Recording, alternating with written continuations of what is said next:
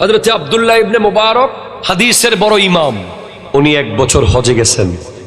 হজ শেষ করে উনি জাস্ট মক্কার কাবা ঘরের আঙিনায় বসে আছেন। হঠাৎ তার ঘুম এসে গেছে। আমার ঠিক স্বপ্নে দেখছেন যে দুজন ফেরেশতা এসে কথা বলছে, এবার কয়জন মানুষ হজে এসেছে, কার কার হজ কবুল হয়েছে, এগুলো বলা বলি করছে। তখন একজন বলতেছে, একটা লোক তো হজে আসেই নাই, কিন্তু আল্লাহ তার হজ কবুল করে ফেলাইছে। এখন কথাবার্তার ভেতরে বলে, সে কে? বলে তার নাম আলী, বাড়ি কোথায়? দামেস্ক। তখন আব্দুল্লাহ ইবনে মুবারক রাদিয়াল্লাহু তাআলা হজ শেষ করে নিজের বাড়িতে না গিয়ে খুঁজতে খুঁজতে আলী দামেস্কের কাছে চলে গেছে। গিয়ে তাকে জিজ্ঞেস করে, ভাই আপনার নাম কি আলী? বলে হ্যাঁ।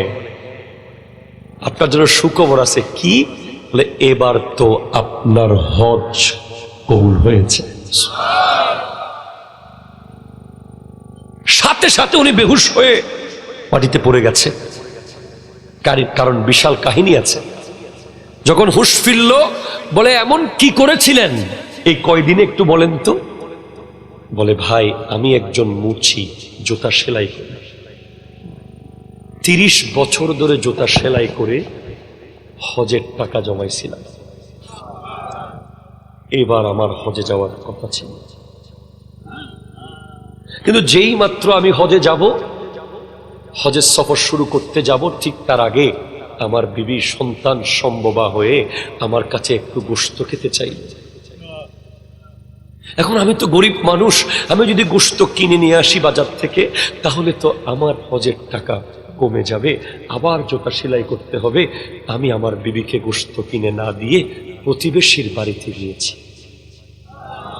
ও প্রতিবেশীরা, আমাকে কি একটু গোশত দেওয়া যায়? সন্তান সম্ভবা বিবি আরজু করেছে একটু গোশত খাবে। তখন এক প্রতিবেশীর ঘরে দেখা গেল চুলায় গোশত রান্না হচ্ছে। বলে আমাকে একটু গোশত দেন। ওই প্রতিবেশী বলছে, ভাই আপনাকে এই গোশত দিতে পারবো না, কারণ এই গোশত আপনার জন্য খাওয়া হারাম। বলে কেন? বলে আমাদের ঘরের যিনি অভিভাবক, উনি গত 7 দিনের বেশি কোনো ইনকাম করতে পারে না। বাচ্চারা কান্না করছে। পরে তাকে বললাম যে মরা পশু হলেও একটা নিয়ে আসো রাস্তার পাশ থেকে। তখন আমার স্বামী রাস্তার পাশ থেকে মরা পশু এনে দিয়েছে, আমরা কেটে সেগুলো রান্না করছি। আপনি মরা পশুর গোশত কিভাবে খাবেন? তখন আলী দামেস্কি বলছে, আল্লাহ, আমার প্রতিবেশী মরা পশুর গোশত খাবে আর আমি হজে যাব? তখন তিনি নিজের হজের টাকা থেকে প্রতিবেশীর জন্য বাজার করে নিয়ে আসছেন। সাথে সাথে আল্লাহ হজের সওয়াব দিয়ে দিয়েছে। শুধু দেয় না, জানিয়ে দিয়েছে আব্দুল্লাহ ইবনে মুবারকের স্বপ্নে এসে যে তাকে গিয়ে বলে দাও তার হজ কবুল হয়ে গেছে। আর আমাদের সমাজে আমরা প্রতিবেশীর সাথে কি এক খারাপ আচরণ। আমার নবী বলছেন 3 জন ব্যক্তি অত্যন্ত সৌভাগ্যবান। 1, যার ঘর বড়, সুবহানাল্লাহ জোরে বলতেছেন না। 2, যার প্রতিবেশী ভালো। 3, যার চলাফেরা করার গাড়িটা বড়, বাহন। কেন? ঘর যদি বড় হয় প্রতিবেশীরা আসে বসতে পারে, সুখে দুঃখে এসে একটু বসতে পারে। আপনি দেখবেন যে শহরে অনেক, আপনাদের শহরে, ঢাকা শহরে অনেক প্রতিবেশী থাকে না। আপনি যখন ঢাকায় চিকিৎসা করতে যাবেন, ফোন দিছেন, কাকু আমি তো আইছি, তো বাসায় তো কেউ নাই, আমি তো একটু বিজি আছি, আসলে বাসায় তুই চিনবি না, তুই অনেক চিপার ভিতরে।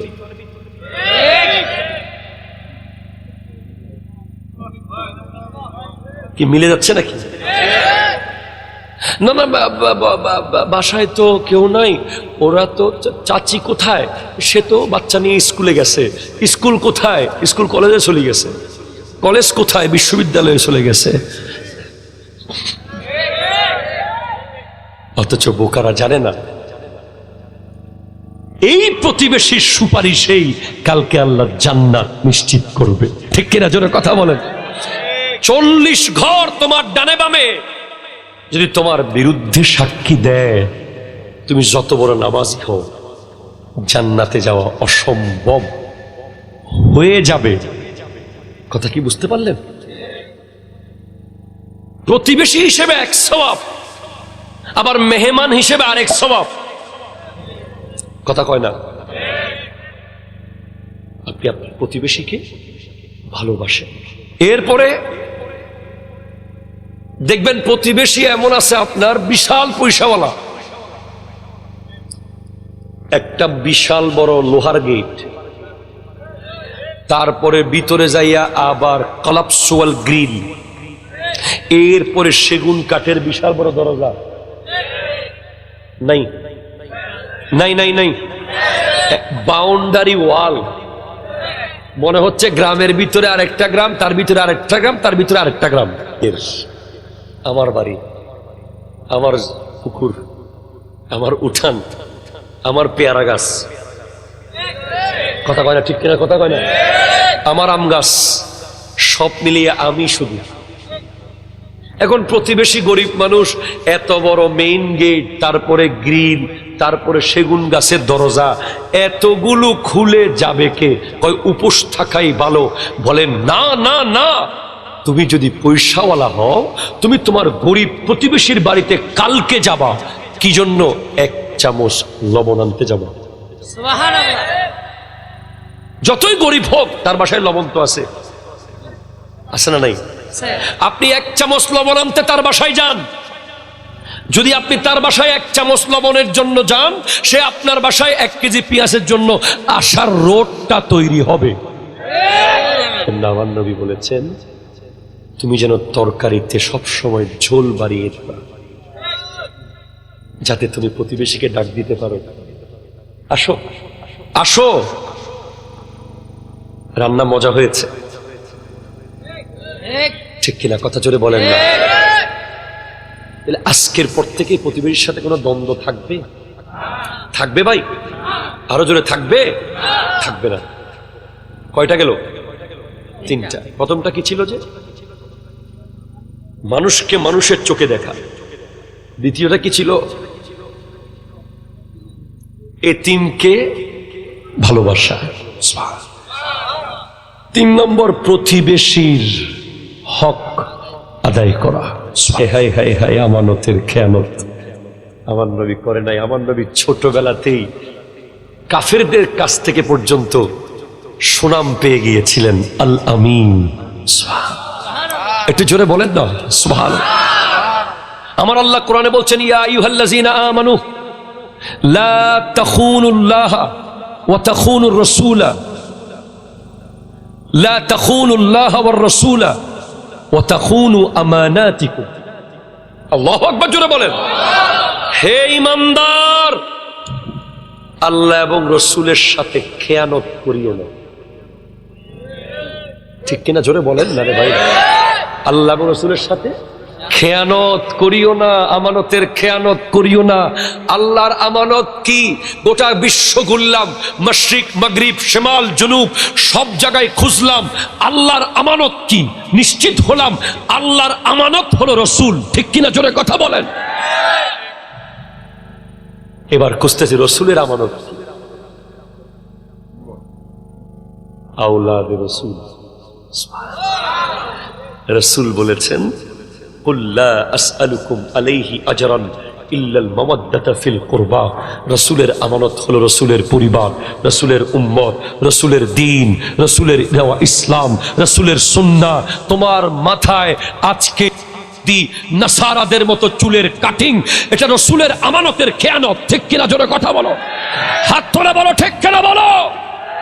তোমার পরনের জিন্সের প্যান্ট, তোমার মোবাইলে খেলোয়াড়ের ছবি, তোমার গায়ে ট্যাটু, তোমার পকেটে টিকটক, তোমার মোবাইলে ওই অনলাইন জুয়া, ফ্রি ফায়ার আর পাবজি, তোমার ইসলাম হলো তোমার কাছে আমানত, তুমি সেটা কোনোদিন করতে পারো না। ঠিক কিনা জোরে কথা বলো। আমি জয়নুল আবেদিন চাইলেই টুপি খুলে, জুব্বা খুলে, টি শার্ট পরে বাঙ্গরা বাজারে যেতে পারবো না, কারণ আমার নবী ইসলাম আমার কাছে আমানত রেখেছেন আমাদের কাছে। আমি ইসলাম ছেড়ে দিয়ে যা ইচ্ছা করতে পারি, ইসলামের ভেতরে থেকে আমি যেমন তেমন করতে পারি না। মনে রেখো, হোয়াটসঅ্যাপের মেসেঞ্জারের একটা শব্দ আমানত।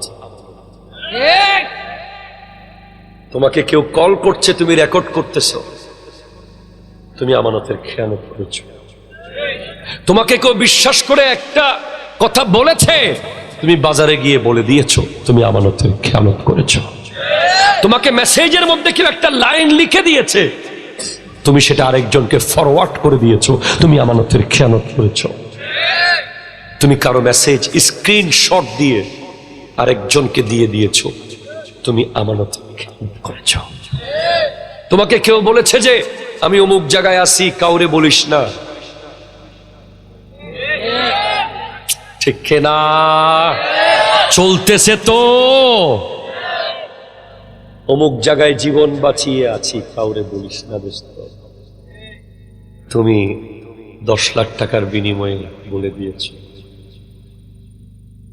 আমানতের খেয়ানত করেছ। আমানতের খেয়ানতকারীর নাম মুনাফিক। কথা কোন ঠিক কিনা জোরে বলেন না। ইন্নাল মুনাফিকিনা ফিদ দারকিল আসফালি মিনান নার। মুনাফিক নিশ্চিতভাবে জাহান্নামের সর্বনিম্ন জায়গায় যাবে। সেটা কোন জায়গা? যেখানে জাহান্নামীরা প্রস্রাব পায়খানা করবে, ওই টাঙ্গির ভেতরে মুনাফিককে রাখা হবে। নাউজুবিল্লাহ। আমার নবীর কাছে কাফেররা পর্যন্ত আমানত রেখে যেত। যখন আমার নবী হিজরতে যাবেন, হযরতে মৌলা আলীকে বলেন, আলী আমার বিছানায় ঘুমিয়ে যাও, আমার বিছানায় ঘুমিয়ে যাও। কি করবো ইয়া রাসূলুল্লাহ? কালকে সকালে এগুলো অমুকের বাড়িতে, এগুলো অমুকের বাড়িতে, এগুলো অমুকের বাড়িতে দিয়ে আসবে। কাফেররা 40 জন নবীজিকে ঘিরে রেখেছে। নবীজি একটু বালু মেরে দিয়েছে অদৃশ্য জায়গায়, সবার চোখে চোখে আল্লাহ পৌঁছিয়ে দিয়েছে। কাফেররা দেখে নাই, নবীজি বের হয়ে চলে গেছে। সকালবেলা যখন কাফেররা ঘরে ঢুকেছে, দেখে নবীর বিছানায় আলী শুয়ে আছে। আলী, তোমার এত সাহস, তুমি এই বিছানায় শুয়েছ? তুমি তো বুঝতে পারো না এই বিছানায় যিনি ঘুমাচ্ছেন তাকে তো আমরা কতল করতে পারি। মাওলা আলী বলেন, না, আমার মৃত্যু একদিন না একদিন হবে, কিন্তু আজকে আজরাইলও আমার জান কবজ করবে না। আমি জানতাম, কারণ নবী বলেছে আগামীকাল সকালে উঠবে।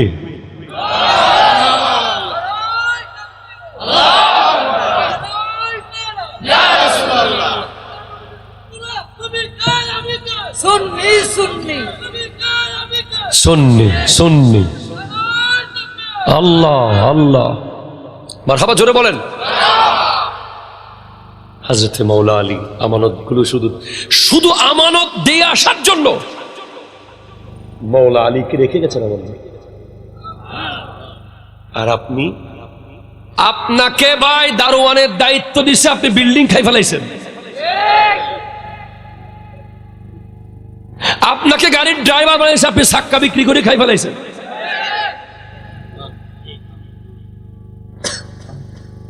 আপনি একটা চনা মুড়ির হিসাব দিতে পারবেন? চনা মুড়ি, এই যে আপনারা, আমরা অনেক যুবক ভাইয়েরা চনা মুড়ি কেনার সময় ফট করে দুইটা বানা কইয়া দুইটা মারে দিছে। কথা কন্যা ঠিক কিনা জোরে বলেন না। এই তোমার এত সাহস কে দিল? এই অনুমতি তোমাকে দিছে কে? খবর আছে, জাগা মতো খবর আছে।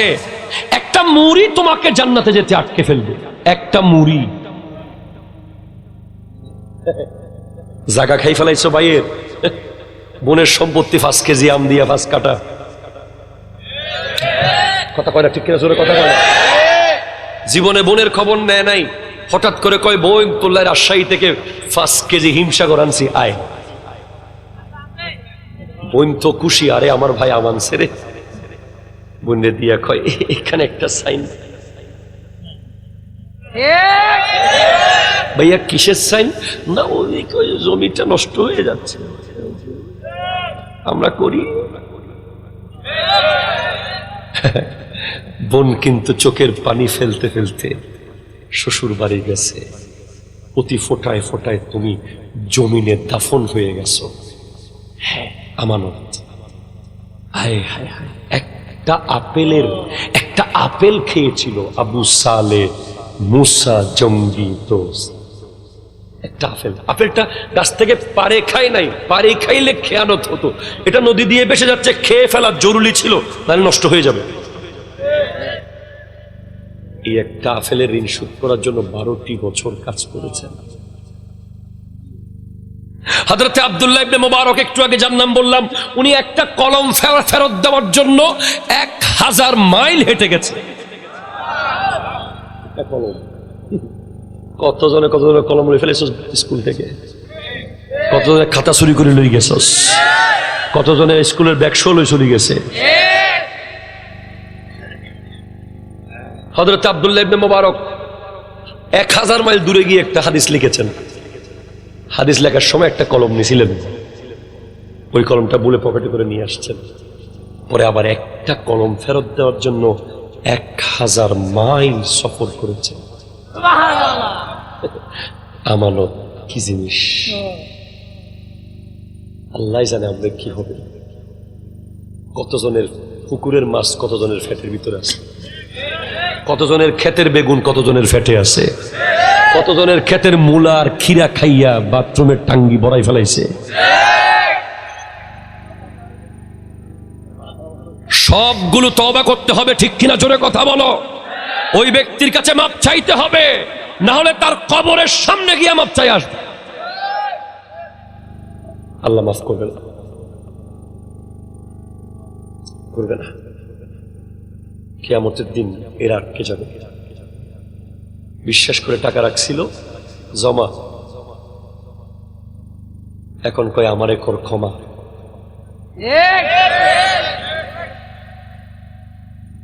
এক আনার জন্য 700 রাকাত করে, সরি 1 আনা না, 1 পয়সার জন্য, 1 পয়সার জন্য 700 রাকাত নামাজ দিতে হবে কিয়ামতের দিন। একটু মাথায় নিয়ে যান কথাগুলো, আমি গভীর রাত হচ্ছে তাই একটু এনজয় করে বলছি। 1 পয়সার জন্য 700 রাকাত করে কিয়ামতের দিন নামাজ দিয়ে ফেলতে। আমি এই জন্য টেনশন মুক্ত। আমার টাকা যদি কেউ খাই ফেলায় আমি খুশি।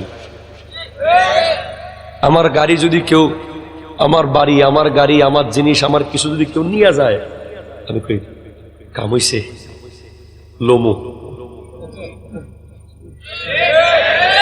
ঠিক কিনা জোরে কর না। আজকে তোমরা এখানে যাদের আমানত কেউ খেয়ে ফেলেছে, যাদের টাকা কেউ মেরে দিয়েছে, যাদের জমি কেউ খাইয়া ফেলাইছে, যাদের ক্ষেত যারা খাইয়ে ফেলেছে, আজকে এখান থেকে ঈদের খুশি নিয়ে যাবেন। কারণ ইসলাম ওই ধর্ম যেই ধর্মে বান্দা কোনোদিন ঠকে না, ঠকাঠকির কাম নাই। কথা কর না, ঠিক কিনা জোরে কর না। আল্লাহ তৌফিক দান করুক, আমিন বলেন। আমার নবী যেটার ব্যাপারে বলেছেন যে যার 70 স্তরের গুনাহ আছে। সুদ কয় স্তরের গুনাহ? 70। তার মধ্যে আইসারুহা আইয়ানকিহা উম্মা, নিজের মাকে বিয়ে করা।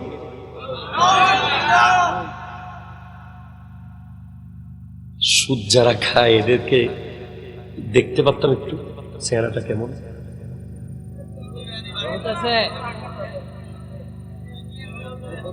থাক, ওরা যদি সুদ না ছাড়ে, শোনেন, ওরা যদি আজকের মাহফিলের পর থেকে সুদ না ছাড়ে, আপনি কিয়ামতের দিন তাদেরকে দেখতে পাবেন কিরকম জানেন?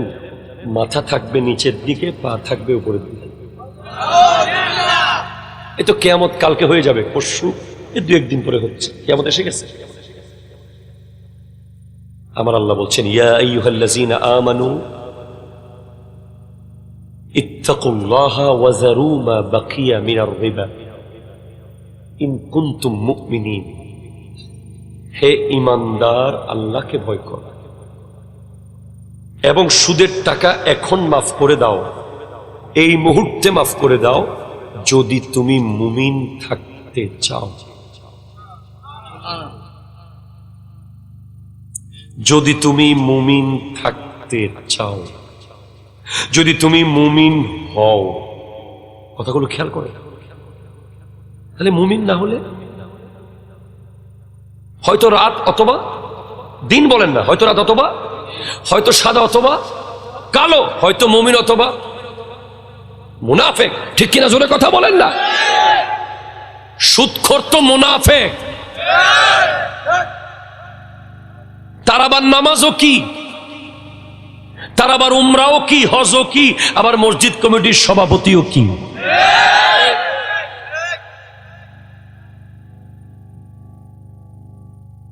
সেক্রেটারিও কি, এশিয়ারও কি, মোতোয়াল্লিও কি, কিচ্ছু কিছু না। সে শুধুই সুদী। তার মুখ দিয়ে দুর্গন্ধ বের হবে। সে মরার পর পুরো পৃথিবী দুর্গন্ধ হয়ে যাবে। তার দুর্গন্ধে ফেরেশতারা লানত করতে থাকবে। তার রূহ আসমানে যাবে না, আসমানের গেট বন্ধ থাকবে। আর যে উপোস ছিল, সুদ খায় নাই, উপোস ছিল, ঘুষ খায় নাই, উপোস ছিল, 2 নাম্বারই করে নাই, উপোস ছিল, ওজনে কম দেয় নাই, উপোস ছিল, মিথ্যা করে ব্যবসা করে নাই, সে মরার সাথে সাথে পৃথিবী মেশক আম্বরের খুশবু হয়ে যাবে। সুদখোরকে বলিয়েন। জাইনুল আবেদিন হুজুর বলে গেছে, আপনি কি আমার নবীকে চেহারা দেখাতে পারবেন? ওনাকে এটা জিজ্ঞেস করিয়েন যে কালকে যদি কবরে যান, নবী তো কবরে আসবে, একজন সুদখোর কি আমার নবীর সামনে মুখটা তুলতে পারবে? যেখানে আমার নবী বলেছেন যে সুদ খাওয়া মানে মায়ের সাথে ব্যভিচার করা। ওই ব্যক্তি কি আশা করতে পারে যে নবী তার দিকে তাকিয়ে মুস্কি হাসবে? ওই ব্যক্তি কি আশা করতে পারে ইন্তেকালের সময় তার মুখ দিয়ে কালিমা আসবে? ওই ব্যক্তি কি আশা করতে পারে কবর তার জান্নাত হবে? পারে না। আল্লাহ বোঝার তৌফিক দান। বেশি কিছু বলার দরকার নাই। শুক্রের মুখ দিয়ে দুর্গন্ধ, পচা গন্ধ। কাল জাহান্নামে তাকে মানুষের পুঁজ খাওয়ানো হবে, তাকে মানুষের পচা গলা রক্ত খাওয়ানো হবে। তার পেটের মধ্যে বিশাল বড় স্ক্রিন গ্লাস দেখা যাবে। পেটের ভিতরে যত টাকা খাইছিল ততগুলো সাপ, ততগুলো বিচ্ছু কিলবিল কিলবিল করে। আমি দায়িত্ব নিয়ে বলে যাচ্ছি, আজকের পর থেকে আপনি যদি আর 1 টাকা সুদের টাকা খান, প্রতি টাকায় টাকায় টাকায় টাকায় একটা সাপ, একটা বিচ্ছু, একটা সাপ, একটা বিচ্ছু রেডি। কারণ আল্লাহ বলেছেন, ফাইন লাম তাফআলু ফাযানু বিহারবিন মিনাল্লাহি ওয়া রাসূলি। তুমি যদি আজকে সুদ থেকে ফেরত না আসো, তোমার হবে আল্লাহ এবং রাসূলের সাথে। ওয়া ইন তুবতুম, যদি তুমি তওবা করো, তোমার জন্য মূলধন বেঁচে থাকবে। আল্লাহ কবুল করুক, আমিন জোরে বলেন। আর কি নিয়ে বলবো বলেন? সৎ বিচারক, ন্যায় বিচারক, আদালত। সুবহানাল্লাহ জোরে বলেন না। ন্যায় বিচারক, ন্যায় বিচার, ন্যায় বিচার, ন্যায় বিচার। আমার নবী বলতেন সালাসুন দারাজাত, আবার নবী বলতেন সালাসুন মুনজিয়াত। 3টা জিনিস নাজাত দেবে। সুবহানাল্লাহ জোরে বলেন না। 3টা জিনিস কি দেবে? 1 নম্বর আল আদলু ফিল গাদাবে ওয়ার রাজা। যে ব্যক্তি রাগের মাথায় আর ঠান্ডা মাথায় ন্যায় বিচার করে, সে কিয়ামতের মাঠ থেকে সোজা জান্নাতে চলে যাবে। এরপরে কাল হাসরের মাঠে আল্লাহর আরশের ছায়ার নিচে মোট 7 ধরনের ব্যক্তি ছায়া পাবে। তার মধ্যে একদল হলো ন্যায় বিচারক। এরপরে ন্যায় বিচারক যারা, তারা আল্লাহর ডান দিকে থাকবে কিয়ামতের দিন। আল্লাহ তাদেরকে ভালোবাসে। জোরে বলেন না সুবহানাল্লাহ, জোরে বলেন না। এই জন্য আমার নবী হযরতে আবু যর গিফারিকে বলেছেন, ওয়াখলিসিল আমালা ফাইন্নান নাকিদা বাসীরুন। আবু যর, যা করবে ইখলাস নিয়ে করিও, কারণ কিয়ামতের দিন যিনি বিচার করবে উনি কিন্তু কোন দলমত দেখবে না। ঠিক কিনা জোরে কথা বলেন। ওনাকে ঘুষ দেওয়া যায় না, ওনাকে ফোন করে বিচার পাল্টানো যায় না, উনি কারেক্ট বিচার করবে। 7 চলে গেছে।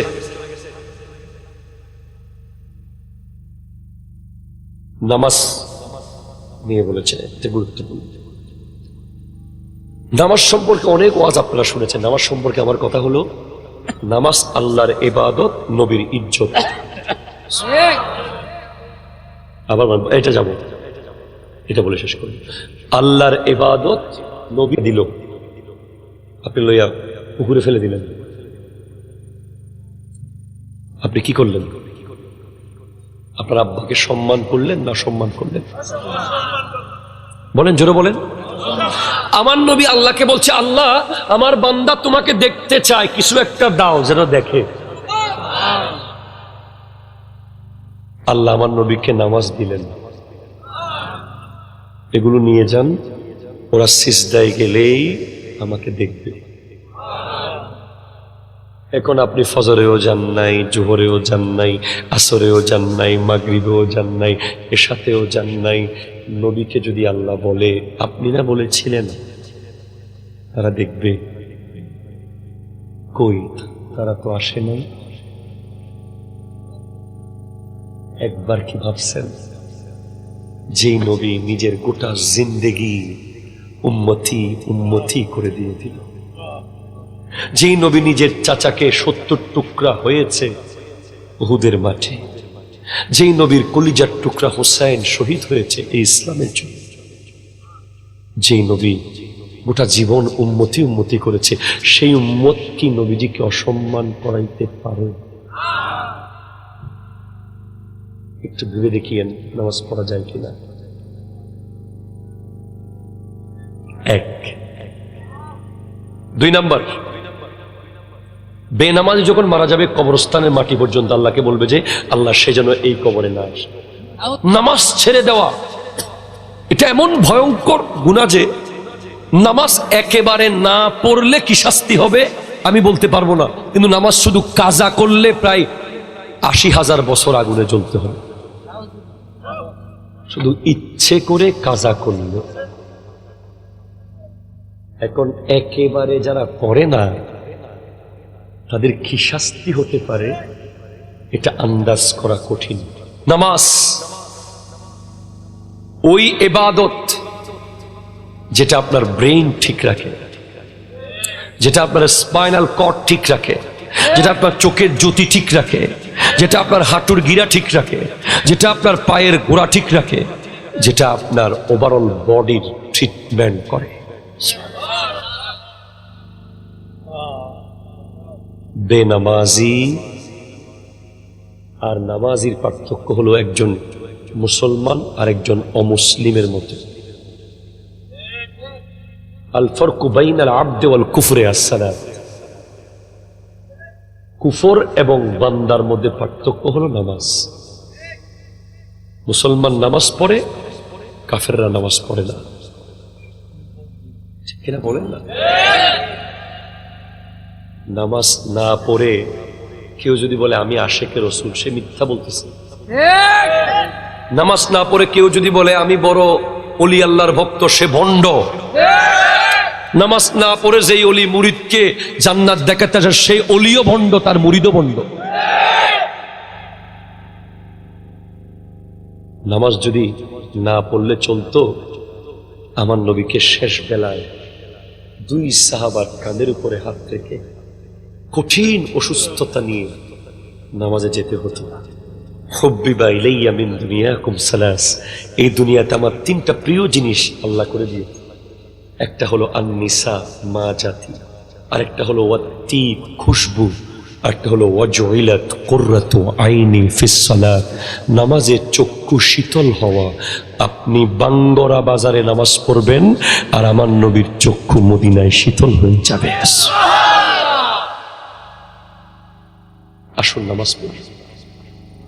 জিনা,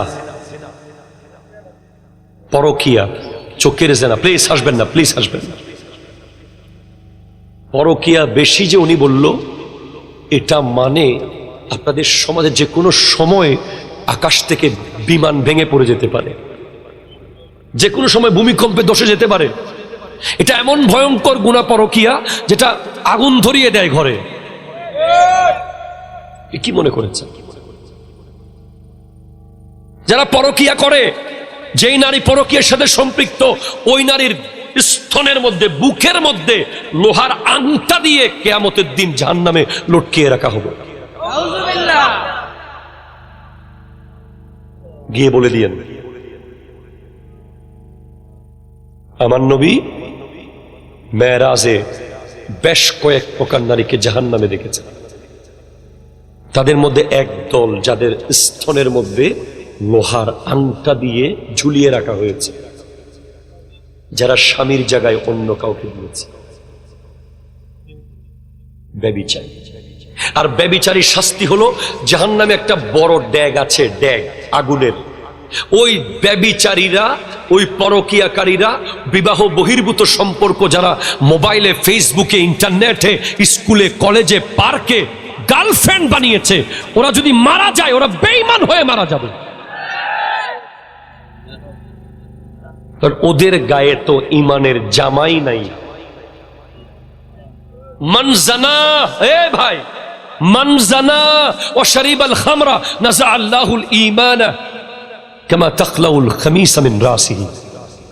যে ব্যক্তি জিনা করে আর মদ পান করে, তার থেকে ইমানের জামা খুলে ফেলা হয়। ইমানের জামা খুলে দূরে নিয়ে রেখে দেওয়া হয়, কারণ তখন ইমান সেখানে থাকতে পারে না। ইমান তো নূর, জিনা তো অন্ধকার। ঠিক কিনা? জোরে কথা বলে। তুমি মনে করতেছো যে খুব ইজি, সারা রাত মোবাইলে কথা বলতেছো, সারাদিন তাকে ট্যাক্স করছো, সে তোমাকে ট্যাক্স করছে। তুমি একটা শয়তানের কারখানার ভিতরে আছো। তোমাকে শয়তান বেঁধে ফেলেছে ওই নারীকে দিয়ে। তোমার নামাজ বলতে কিচ্ছু নাই, তোমার কোনো ইবাদত নাই, তোমার কোনো আদব নাই, তোমার ইসলাম নাই। তুমি একটা শয়তানের ফ্যাক্টরি। তুমি যে কোনো মুহূর্তে জাহান্নামে চলে যাবে। ঠিক কিনা? জোরে কথা বলে। তুমি ফেরত আসো। 10,000 নারী তোমার কবরের পারে যাবে না। 10 কোটি নারীর সাথে সম্পর্ক করলেও কবরে, তোমার কবরে তুমি একাই যাবে। বিয়ের আগে যে বেগানার সাথে সম্পর্ক করে, সে বউ পাবে সেরকম সম্পর্ক করাওয়ালা। আত-তাইয়্যিবাতু লিত-তাইয়্যিবিন ওয়াল খাবিসাতু লিল-খাবিসিন। যে পুত পবিত্র, তার স্ত্রী হবে পুত পবিত্র। আর যদি কোনো মতে ওই গার্লফ্রেন্ডের বিয়া যদি করছো, জীবন শেষ। আমি কই দিলাম, ক্লিয়ার কাট কথা। সে তোমারে ফুটবল বানিয়ে ফেলবে, ফুটবল। প্রতিদিন সকালে এক লাথি, রাতে আর এক লাথি। কারণ তার কাছে তোমার কোনো ইজ্জত সম্মান নাই, শেষ সব। সে তোমারে আগাগোড়া চিনে ভালো মতো। তুমি কখন কাঁদো, কখন হাসো, কখন নাচো, কখন গাও। সে তোমারে দেখলে কথা কম ক। ওখানে তোমার বাপ মার দোয়া নাই। ভবিষ্যৎ প্রজন্মকে মানুষ বলবে, তোর বাপে তো করি ফেলাইছিল। আর যে সমাজ পরিবারকে রাজি করে সুন্দরভাবে নেককার হালাল একজন বিবি, যাকে কোনোদিন দেখে নাই, বিয়ের আগে 2-1 বার শুধু বিয়ের কারণে দেখেছে, এটা কি সুন্দর। এতে রহমত রয়েছে, মুহাব্বত রয়েছে, এটার মধ্যে রয়েছে আদব, শ্রদ্ধাবোধ, মায়া, মমতা। অনেকে আমার কথা এখন বুঝবে না, দিন আবি বাকি হ্যাঁ। হয়তো মনে করতেছেন বিয়ে 2-4 দিন হয়েছে, আরে না হুজুর মজার মধ্যে আছি। আরে না, যাক না 2-4টা বছর। আল্লাহ বোঝার তৌফিক দান করুক, আমিন জোরে বলেন।